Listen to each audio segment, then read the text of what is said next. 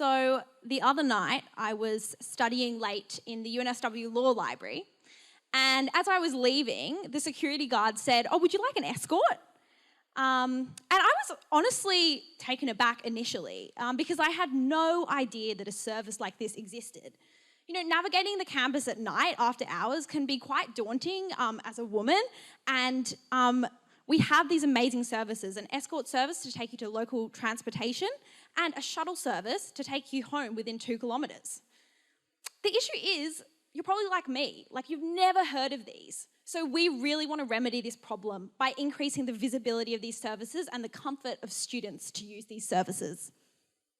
So when it comes to visibility, there's some very cheap and very effective solutions that we can implement starting now.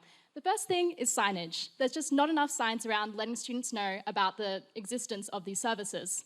The second thing is the main library and the law library are the 2 most used areas at late night hours. Why don't we just use the announcement service? For example, when the main library is closing, which closes at 10 p.m. every night, we should also have, along with the announcement saying it's closing, that these services exist. And with the law library after 9:30, when the on-demand shuttle bus is available, there should be an announcement explaining that that's available to students.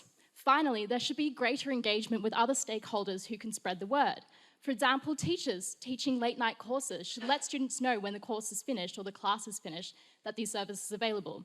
Same for ARC societies hosting late night events, the Roundhouse, and any security guards doing rounds around campus who run into students. There should basically be more proactive communication.